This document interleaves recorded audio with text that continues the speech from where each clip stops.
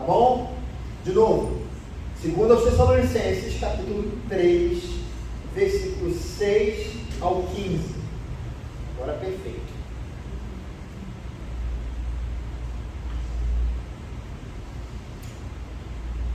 E a palavra do Senhor nos diz o seguinte: irmãos, em nome do nosso Senhor Jesus Cristo, nós lhe ordenamos que se afastem de todo irmão que vive ociosamente e não conforme a tradição que vocês receberam de nós. Pois vocês mesmos sabem como devem seguir o nosso exemplo, porque não vivemos ociosamente quando estivemos entre vocês, nem comemos coisa alguma à custa de ninguém. Ao contrário, trabalhamos arduamente e com fadiga dia e noite, para não sermos pesados a nenhum de vocês. Não porque não tivéssemos tal direito, mas para que nos tornássemos um modelo para ser imitado por vocês. Quando ainda estávamos com vocês, nós lhes ordenamos isto: se alguém não quiser trabalhar, também não coma. Pois ouvimos que alguns de vocês estão ociosos, não trabalham, mas andam se intrometendo na vida alheia. A tais pessoas ordenamos e exortamos no Senhor Jesus Cristo que trabalhem tranquilamente e comam o seu próprio pão. Quanto a vocês, irmãos, nunca se cansem de fazer o bem. Se alguém desobedecer ao que dizemos nessa carta, marquem-no e não se associem com ele, para que se sintam envergonhados. Contudo, não o considerem como inimigo, mas chamem a atenção dele como irmão. Amém. Vamos orar. Senhor, pedimos mais uma vez que Teu Espírito Santo nos visite, ilumine o nosso entendimento, que o Teu Espírito Santo me conduza como aquele que vai trazer a mensagem, tendo a plena convicção e consciência de que essa mensagem não pode ser minha para que alcance o coração dos irmãos. Ela precisa vir do Teu Espírito Santo para as nossas vidas. Nós oramos assim, no nome de Jesus. Amém. Muito bem, a deu uma falhadinha, né? Queridos, nós, na semana passada, já falamos sobre essa igreja aos Tessalonicenses, e nós falamos algumas coisas muito interessantes. Essa igreja, ela se diferenciava de muitas outras que nós já lemos no Novo Testamento. Eu não sei se eu falei no Antigo Testamento, enfim, no Novo Testamento, ela se diferenciava de outras cartas que o apóstolo escreveu, porque ela era uma igreja especial. E é necessário a gente fazer um pequeno retrospecto quando nós lemos o livro de Atos, e a gente vê que o apóstolo Paulo, antes de ir a Tessalônica, antes de pregar o evangelho aos Tessalonicenses, Paulo estava em Filipos. Lá ele pregou o evangelho, lá ele foi preso por conta da sua missão. Ao sair de lá, Paulo não descansou, Paulo foi para Tessalônica e lá ele começou a pregar o evangelho. As coisas ficaram difíceis para Paulo também em Tessalônica. Assim como ele havia sido preso em Filipos, Paulo também, e a mensagem que ele pregava começava a sofrer perseguição, enfrentamento das pessoas na cidade, e levaram até mesmo Jason, que possivelmente era a pessoa que havia recebido Paulo em sua casa, levaram diante das autoridades Paulo, para que não deixassem os irmãos em dificuldade. Ele, depois de um breve tempo, um tempo que não foi necessário para sedimentar a igreja, entre 3 e 6 meses, não se sabe exatamente, alguns eruditos dizem que ele levou em torno de 6 meses, mas a impressão que dá quando nós lemos a Bíblia é que durou em torno de 3 semanas, mas enfim, esse tempo não era suficiente para que ele deixasse uma igreja muito bem fundamentada naquele lugar. Então ele tem que sair de lá para que as coisas não piorem, porque o evangelho que ele pregava estava sob perseguição. Paulo vai para Bereia, lá ele é aceito pelas pessoas da sinagoga, pelos judeus. Ele começa a expor a palavra de Deus, mas chegaram judeus vindo de Tessalônica e aí começa novamente uma perseguição a Paulo. Paulo então tem que sair e fugir, e ele vai para Atenas.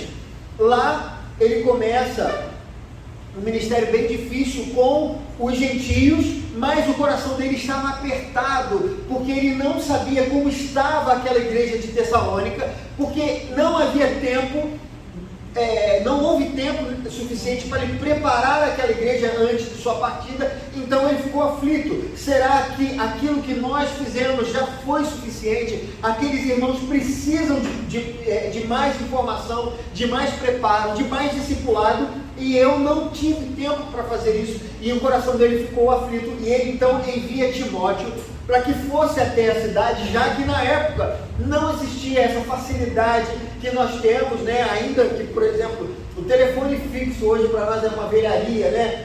Quase ninguém mais tem telefone fixo em casa, né?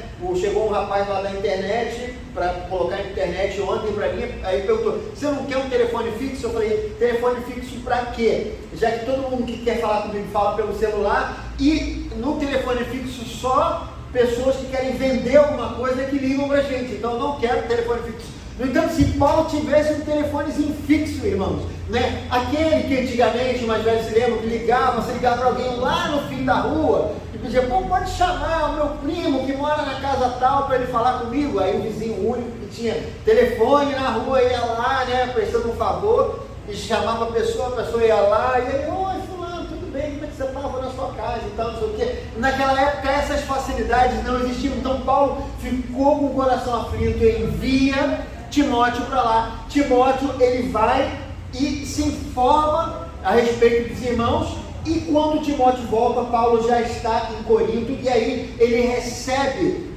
a informação de que aquela igreja, apesar das dificuldades, das tribulações e das perseguições que eles estavam vivendo, né, era uma perseguição local, não era o império que perseguia ainda, mas era uma perseguição vinda das próprias pessoas. Ou seja, Paulo já tinha uma convicção de que aquela era uma luta espiritual desde o início do Evangelho. Queridos, o Evangelho é acompanhado de uma perseguição que a gente sabe que começa no reino das trevas, e então Paulo tem a informação por meio de Timóteo que a igreja estava firme no Senhor a despeito das perseguições, que eles permaneciam seguindo aquilo que o apóstolo havia ensinado, o ensino apostólico, eles continuavam firmes. Então Paulo fica com o coração muito alegre, muito feliz, e aí ele escreve a primeira carta falando da sua felicidade e complementando o ensino. Já que aquela igreja era uma igreja forte e fiel ao Senhor, ele tinha condição de ensinar coisas mais profundas a esses irmãos. Por isso ele fala sobre a vinda do Senhor, né? Ele aumenta o conhecimento daqueles irmãos, falando sobre algo mais profundo e não apenas ficando ali nos rudimentos da fé, digamos assim. 6 meses depois, o apóstolo Paulo escreve também essa epístola. A situação não havia mudado. Paulo está mais uma vez tentando aumentar o conhecimento dos irmãos, já que ele não poderia fazer isso de perto. Então ele usava esse instrumento que era muito comum nessa época, era uma carta, né? Ele escrevia uma carta de próprio punho, né? E aí essa carta chegava até os irmãos com a mensagem que ele tinha para pregar. E algumas coisas, queridos, nós vemos nessa igreja que é importante a gente perceber. A gente vê, por exemplo, quando a gente lê essa segunda epístola, que esses irmãos, eles faziam o que era certo. Se a gente for ler no capítulo 3, no versículo 3 do capítulo 1, a gente vai ver Paulo dizendo: irmãos, devemos sempre dar graças a Deus por vocês. E isso é justo, porque a fé que vocês têm cresce cada vez mais. Esses irmãos, eles tinham recebido a mensagem de Paulo não como palavra de homem, mas como poder. Nós vimos isso na primeira epístola. Eles encaravam o Evangelho não como uma filosofia humana, mas como a palavra de Deus. E eles criam na palavra de Deus e eles faziam o que era certo, porque fé, irmãos, significa obediência. Quando nós cremos de verdade em alguma coisa, nós obedecemos aquilo, nós mudamos o rumo da nossa vida em função de alguma coisa que a gente crê. Ninguém faz nada se não crer, ninguém toma determinadas atitudes e toma decisões se não crer. Se você não acredita, por exemplo, que um ônibus que está escrito centro, é o que? 21, 22, aqui em Niterói? 22, está escrito centro. Se você não acredita que aquele ônibus vai te levar para o lugar, mesmo escrito centro, você não vai entrar no ônibus. Mas você olha e você tem fé, você acredita que aquele ônibus vai te levar no centro, para o centro, né? O centro de Niterói, né? Não o centro daquela região. No centro de Niterói, você acredita, e aí você faz o sinal, e aí o ônibus para, e você, crendo que o motorista vai te levar para o centro da cidade, e você entra no ônibus, passa o Rio Card, senta lá e aguarda o motorista te levar para aquele lugar. Se por acaso você pegou o ônibus, o 22, 1, 2, 3, 4 vezes, e ele te levou para o Barreto, você da próxima vez, da quarta vez, você fala, eu não vou pegar esse ônibus, ou eu vou a pé, eu vou pegar o 21, sei lá, ou sei lá, o 26, eu sei falar qual o nome, mas você peça o 22. Não vou pegar mais o 22, eu vou pegar outro, porque o 22 está escrito centro, está me levando para o Barreto, né? Então não posso, queridos, esses irmãos, eles criam no Senhor e por isso a fé deles aumentava, porque eles obedeciam ao Senhor. Uma outra coisa que era importante nesses irmãos, no próprio versículo 3 do capítulo 1, Paulo diz o seguinte: a fé que vocês têm cresce cada vez mais e muito aumenta o amor de todos vocês uns pelos outros. Essa era uma igreja amorosa. A fé que eles tinham era traduzida na prática, e a forma que nós cristãos, nós discípulos de Jesus Cristo, comprovamos a nossa fé em Deus, em Jesus Cristo, é quando a nossa fé se transforma em amor a Deus e amor ao próximo.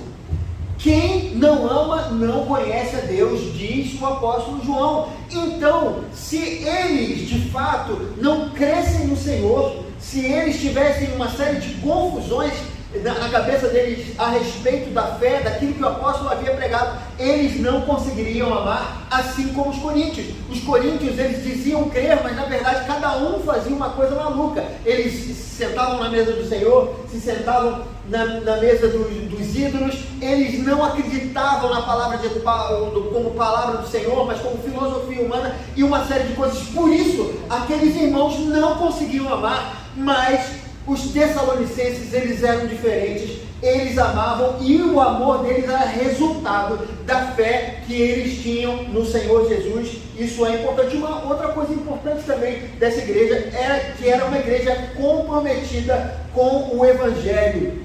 A gente vê no versículo 4 e 5, por essa causa nos gloriamos em vocês entre as igrejas de Deus pela perseverança e fé demonstrada por vocês em todas as perseguições e tribulações que estão suportando. Eles dão prova do justo juízo de Deus e mostram o seu desejo de que vocês sejam considerados dignos do seu reino, pelo qual vocês também estão sofrendo. Nas lutas, eles mostravam perseverança e fé, é o que o apóstolo Paulo diz a esses irmãos nessa carta. Então essa era uma igreja, digamos assim, irmãos, uma igreja especial. O apóstolo Paulo, quando ele falava que ficava feliz pelos irmãos, essa felicidade não era como a gente fala, uma coisa de boca para fora. Tinha uma outra expressão que eu gostaria de usar, mas eu não me lembro. Não eram meras palavras, digamos assim. Era algo sincero, não era uma insinceridade, mas era uma sinceridade do apóstolo Paulo, porque ele tinha tido outras experiências com outras igrejas, no qual os irmãos não andavam corretamente e aquilo entristecia o seu coração. Mas o que nós precisamos notar nessa igreja, e esse é o ponto que eu quero conversar com vocês nessa manhã, que essa não era uma igreja perfeita. Essa igreja tinha as suas dificuldades.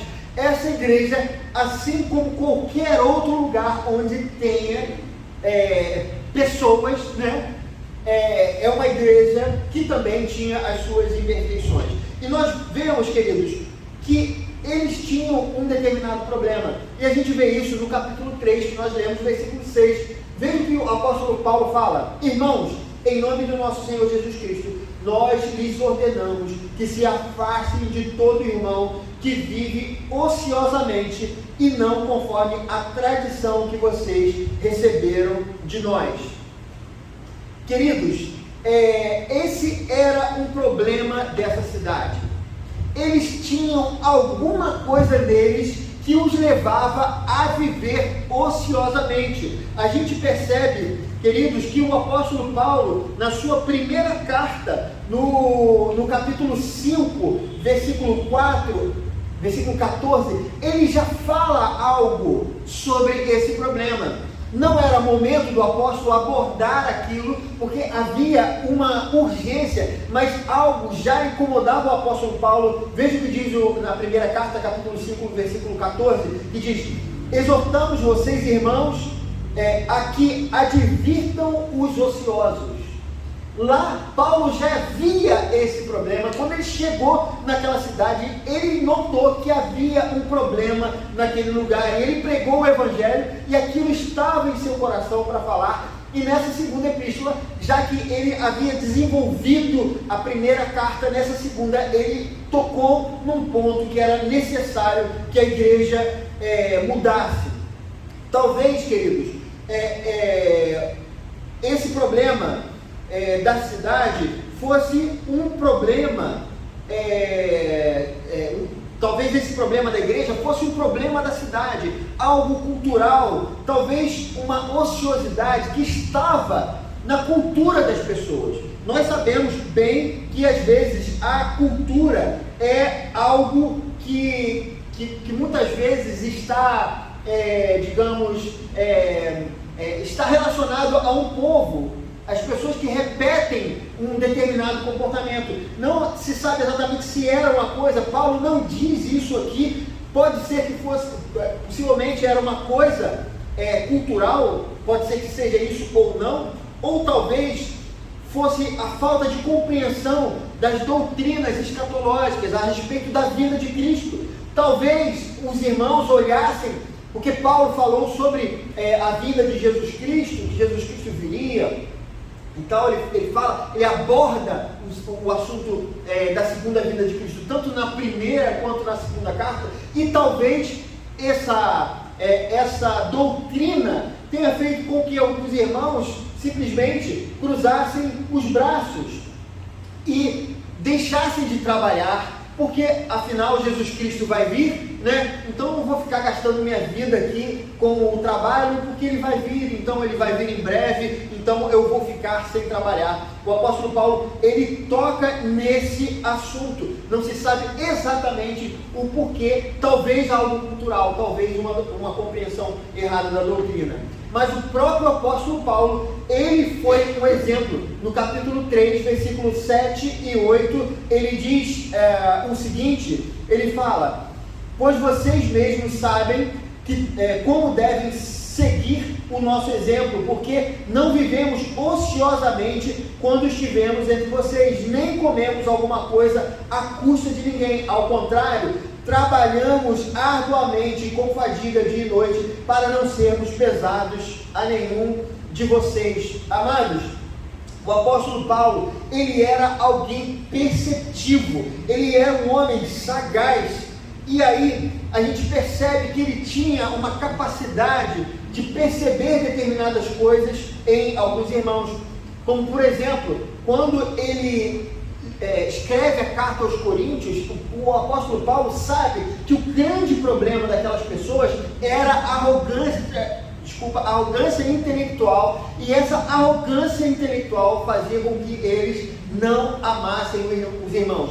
Quando nós lemos 1 Coríntios capítulo 13, ainda que eu fale a língua dos homens e dos anjos, mas não tiver amor, aquilo não é simplesmente um poema, mas aquilo era o remédio para o problema daqueles irmãos. O apóstolo Paulo, para ele chegar até aquele ponto, ele vai construindo o seu pensamento, vai cercando os irmãos de maneira com que no momento em que ele lançasse aquele capítulo ali, aquele trecho, aqueles irmãos fossem tocados, né? O apóstolo Paulo, então, ele tinha uma capacidade de lidar com aquilo, né? Com o problema, com a nuance principal de um problema das pessoas. Ele era um homem sagaz. Quando ele vai, por exemplo, no capítulo 17 de Atos, ele vai para Atenas, o texto nos diz que Paulo observou que os irmãos, que aquelas pessoas da cidade de Atenas, eles eram muito ligados aos deuses, né? Eles eram idólatras, e aí Paulo percebeu que dos altares estava escrito ao Deus desconhecido. Paulo percebeu que ali era o ponto da pregação do Evangelho, então ele vai e começa a pregar o Evangelho através dessa percepção.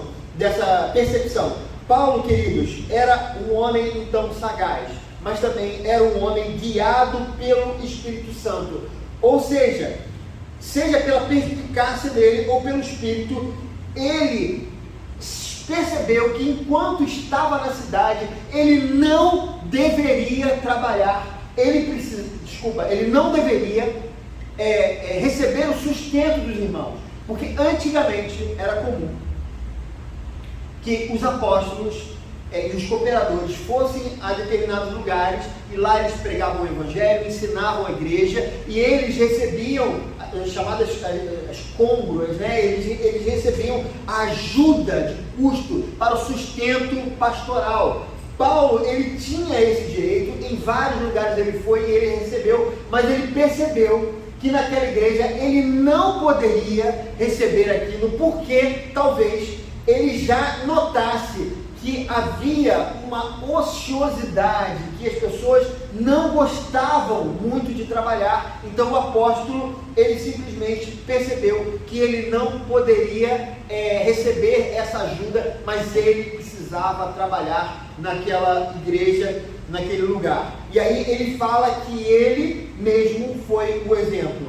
E uma terceira coisa que é importante notar nesse texto, queridos, que era necessário que os irmãos responsabilizassem os ociosos pela sua atitude errada. Eles estavam sendo ociosos, portanto o apóstolo Paulo fala: se alguém não quiser trabalhar, também não coma. E depois ele fala no versículo 14: marquem esse irmão e não se associem com ele, para que se sinta envergonhado. Paulo fala uma coisa interessante aqui, queridos. Ele não acha simplesmente, ele poderia dizer: não, queridos, vocês são crentes, então se eles quiserem fazer isso, seja bondoso com o seu irmão e permita que ele explore você dessa maneira. Paulo não fala isso. Paulo fala para que eles tomem uma atitude. Se alguém não quiser trabalhar, também não coma. Ou seja, se você não quer fazer isso, não coma. Isso é consequência daquilo que você faz. E ele fala: não se associe com ele. Ou seja, como consequência pelo irmão que também não fazia aquilo que deveria fazer, então não se associe a esse irmão. Então é consequência daquelas pessoas que andavam assim. E aí Paulo fala que isso não é mera maldade, mas isso era para que eles se sentissem envergonhados. Ou seja, quando o irmão chegasse lá: não trabalhei, irmão Glaucia, vou filar o rango lá, o rango de Glaucia é delícia, tá? É uma delícia essa comida, eu não trabalhei, eu não fiz a minha parte, mas eu vou lá e vou comer, vou ficar sentado lá na sua casa, já vou emendar o almoço com a janta, já fico lá e tal, não sei o quê. Quando isso acontecesse, era exatamente para os irmãos não receberem, não se associassem a esses irmãos, para que não se associassem a eles, para que esse irmão se desse conta: opa, ele não está me recebendo. Por quê? porque eu não trabalhei e estou querendo comer o fruto do seu trabalho. Mas Paulo não fala que esses irmãos façam isso de raiva, de maldade ou de vingança. Paulo ele diz: quanto a vocês, irmãos, nunca se cansem de fazer o bem.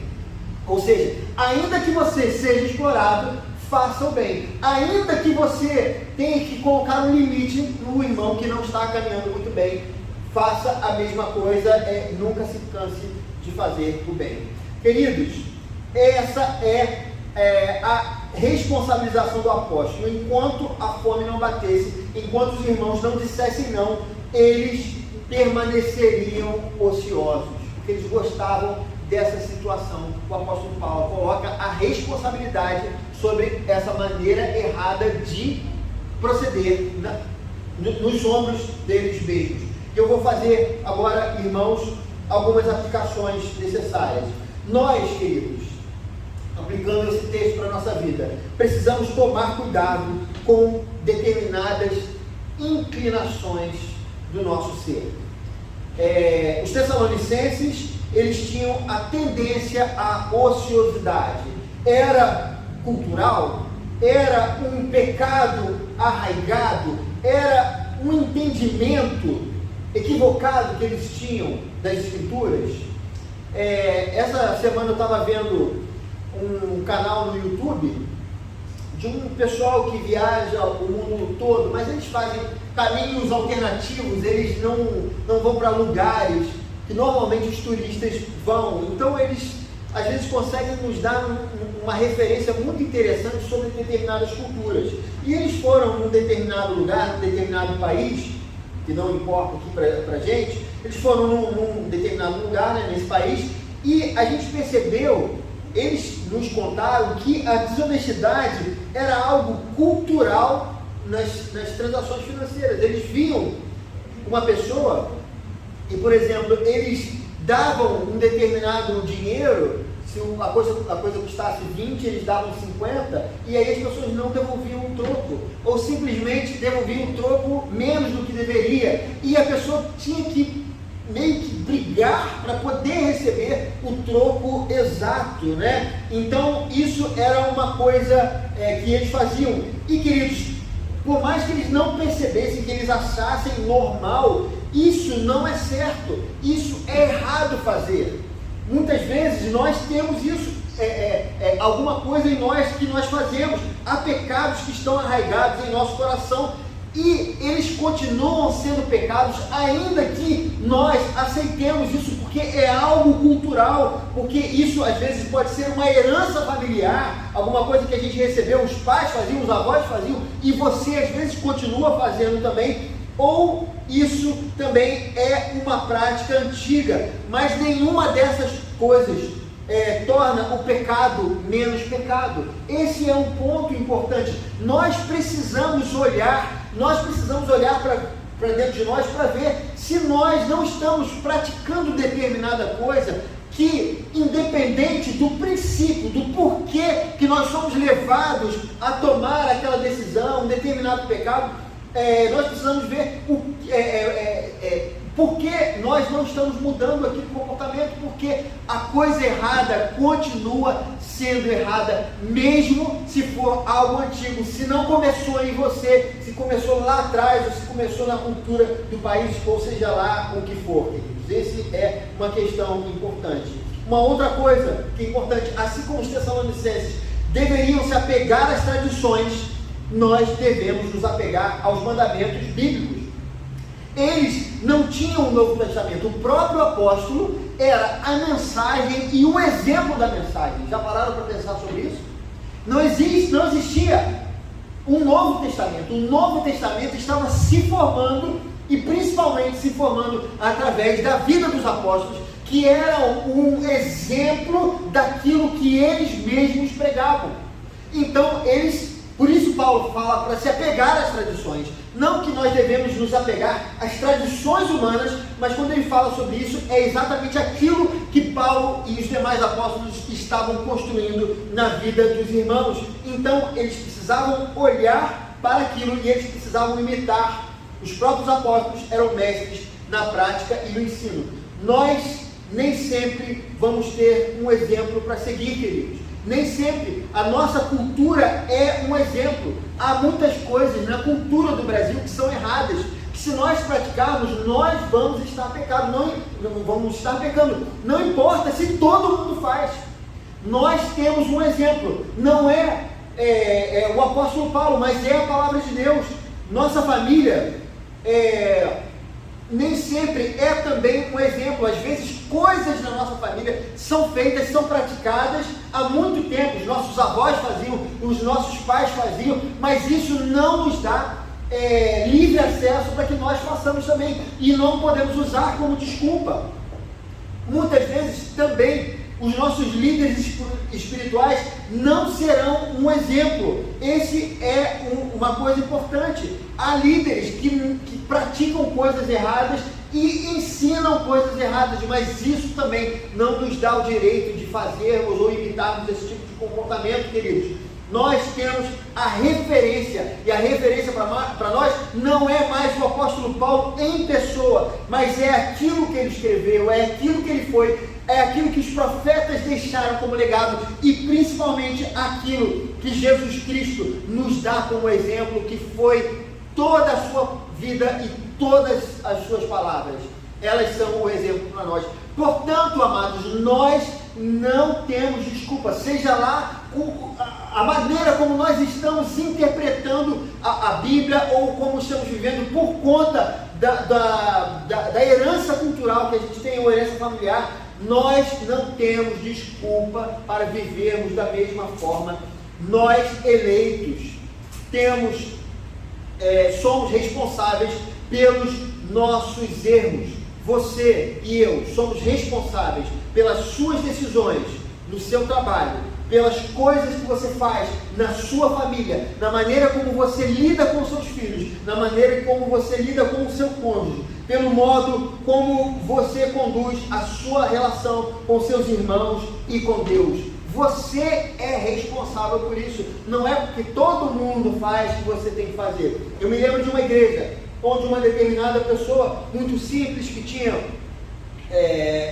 dificuldades intelectuais, e ela ia até a igreja, e ali algumas pessoas tratavam ela de modo indiferente, não as recebiam como deveriam receber, né? Não as tratavam com dignidade, e simplesmente porque ela era uma pessoa diferente, estranha. E é claro, quando eu falo estranho, eu falo que é uma pessoa que tinha uma dificuldade intelectual e vivia numa situação de pobreza, né, de necessidade, e simplesmente alguns irmãos tratavam assim. E por que eles tratavam assim? E por que não se sentiam incomodados com aquela situação? Porque talvez não estivessem lendo a Bíblia como deveria. Porque não importa se o irmão trata mal ou se o outro trata indiferente, eu não posso seguir a mesma forma, o mesmo caminho. Eu preciso fazer aquilo que a Bíblia nos manda. Eu preciso seguir o caminho de Jesus Cristo. Eu tenho que fazer aquilo que é correto, aquilo que é certo, queridos. Então, nós somos responsáveis pela maneira como nós conduzimos a nossa vida, na maneira como nós, por exemplo, lidamos com os nossos filhos ou com os nossos cônjuges. Você não pode tratar o seu filho da maneira como você acha, simplesmente porque os seus pais trataram você assim, ou os seus avós trataram os seus pais de uma determinada maneira. Nós precisamos repensar e nos perguntar: será que eu estou educando meu filho da maneira correta? Será que a Bíblia me diz para eu ser assim? Será que eu preciso realmente tomar determinadas atitudes que eu tenho tomado? Ou então, na maneira como você lida com o seu cônjuge, é isso que a Bíblia me ensinou? Ou simplesmente eu estou repetindo aquilo que meu pai fez, ou que a minha mãe fez, e eu trato o meu cônjuge como os meus pais se trataram uns aos outros no passado? Nós precisamos entender que não é assim que nós temos que viver a nossa vida. Esse é um ponto importante. Essa é a nossa referência. Não faça no trabalho, queridos, aquilo que você sabe que é errado. Faça o que é certo. Não importa se todos os seus colegas fazem aquilo, porque aquilo é normal, mas você sabe que aquilo é errado, porque a Bíblia nos diz que é errado. Eu não tenho como aplicar isso na sua vida. Mas eu peço ao Espírito Santo que fale ao seu coração. Porque sim, nós precisamos olhar para dentro de nós. Por isso eu li esse texto no início do nosso culto. Sonda-me, ó Deus, e vê se há em mim algum caminho mau. Guia-me pela sua vereda, né? Nós precisamos dizer isso ao Senhor. E por último, irmãos, alguém pode estar passando pela experiência também de ser explorado, assim como aqueles irmãos que o apóstolo Paulo falava, como alguns crentes lá de Tessalônica. Se isso está acontecendo, você também, esse texto também nos ensina a colocar limites, porque limites é a palavra do sermão de hoje. Nós precisamos ter limites. Quando nós erramos, existem limites, nós não podemos passar de determinado ponto, e também nós precisamos colocar determinados limites quando nós somos invadidos. Às vezes, achamos que por sermos discípulos de Jesus Cristo, nós devemos permitir a exploração. Isso não é verdade, queridos. A gente precisa pensar, será que um irmão tem ultrapassado os limites dele? Nós precisamos ver se isso não tem acontecido. É claro que eu não estou chamando ninguém à vingança ou simplesmente a tratar mal o irmão. O apóstolo Paulo diz: nunca se cansem de fazer o bem, nunca se cansem. Mas isso não significa que você muitas vezes precisa dar um limite na vida do irmão, mas não só do irmão. Esse é um ponto importante. Se isso estiver acontecendo no seu trabalho, você precisa aprender a dizer não para determinadas situações. Se alguém te vê como cristão, vê você como bonzinho ou otário, você precisa continuar fazendo bem, mas isso não significa que você não deva colocar limite naquela situação e com amor e carinho dizer não, até aqui não, esse limite, essa fronteira você não pode ultrapassar. Se isso acontece na sua família, cônjuges que às vezes são abusivos, filhos voluntariosos, pais ou mães que são exploradores, porque a gente tem às vezes uma ideia de que os pais são santos, né? E essa é uma ideia equivocada, porque os pais são pessoas como qualquer outra pessoa que foram atingidas pela queda, assim como eu e você. Portanto, assim, pais que são exploradores com os filhos. E nesse caso, irmãos, nós precisamos aprender a dizer não. Nós precisamos aprender a colocar limites, porque a coisa não pode ser bagunçada nem da minha parte para as pessoas, nem da parte das pessoas para comigo. A gente precisa entender que a vida, ela tem limites, e na vida espiritual não é diferente. Se também, queridos, o velho eu está tentando tomar o controle da sua vida, diga não para ele. Dê limites ao velho eu, ao velho homem. Se as heranças culturais, se as heranças familiares, se os velhos pecados estão tentando te dominar, coloque limites sobre eles. Nós precisamos entender isso. É exatamente o ponto onde o apóstolo Paulo está falando. Precisa haver limites. Se alguém está fazendo isso em Tessalônica, se alguém está ocioso e alguém está explorando o irmão, dê um limite ao seu irmão. O limite é tão importante para você, que vai continuar fazendo bem, sem que isso seja pesado demais, sem que isso cause mal a você, e vai ser importante para ele, porque isso vai fazer com que ele cresça. Portanto, para nós, na nossa vida espiritual, é fundamental entendermos que nós precisamos colocar limites no velho homem. Porque, irmãos, há uma tendência nossa também de ir a cada dia, permitindo que o pecado vá mais um pouquinho, ultrapasse a fronteira, e aí a gente simplesmente vai pegando, né, aquele cercadinho, vai puxando um pouquinho, e vai puxando um pouquinho, quando vê o pecado está dominando. Limites Isso é uma bênção para a vida de qualquer pessoa. Isso é uma bênção na nossa vida como cristão. Isso, queridos, o limite é uma bênção na humanidade. Eu lembro no passado, uma geração que era um pouco mais nova que a minha mãe, e os filhos eram um pouco mais novos do que eu, uma geração onde criou-se uma ideia de que você não podia falar não para o seu filho, porque aquilo ia traumatizar o seu filho. E o que nós vemos hoje, que muitos pais que criaram seus filhos assim, hoje os filhos são adultos que não têm limites. A gente fica às vezes espantado com coisas que determinadas pessoas fazem, porque os pais não aprenderam a dar limites aos seus filhos. E é fundamental para que nós possamos viver em sociedade, nós entendermos onde nós podemos ir, onde os outros podem ir, porque é assim que vive uma sociedade. Espiritualmente não é diferente.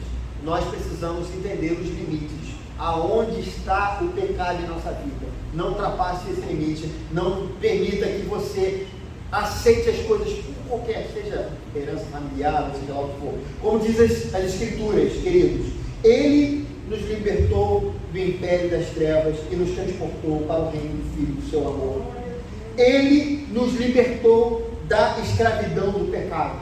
Você já está livre do pecado. Então, coloque os seus limites.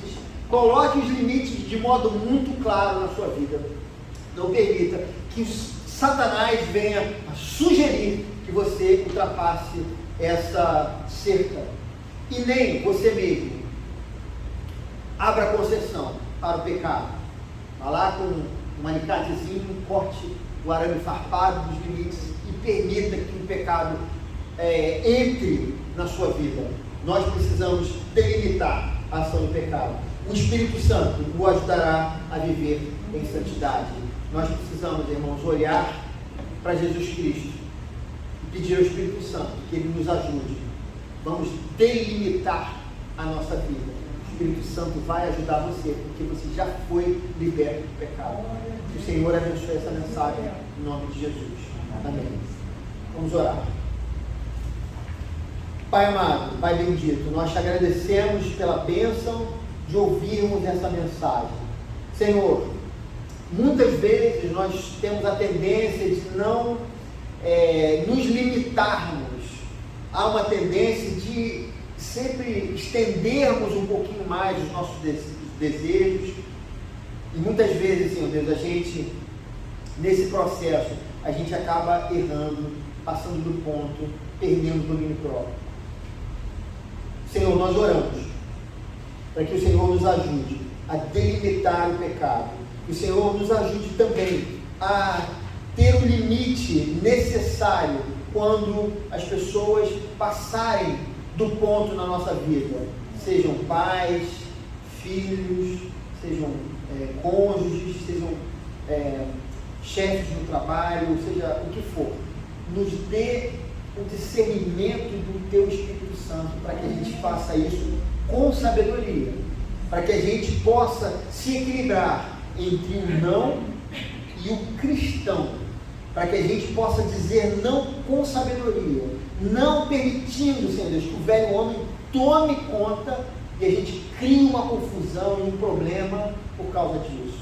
Dá-nos a sabedoria para que a gente possa agir, Senhor, fazendo como Paulo nos falou, nunca se canse de fazer o bem, que a gente possa ser assim, e que a gente possa, Senhor Deus, colocar um limite muito claro também com relação à nossa vida espiritual, aos problemas e aos pecados que muitas vezes nós vivemos. Nós oramos e cremos em Ti, guia-nos, dependemos do Senhor, em nome de Jesus. Amém.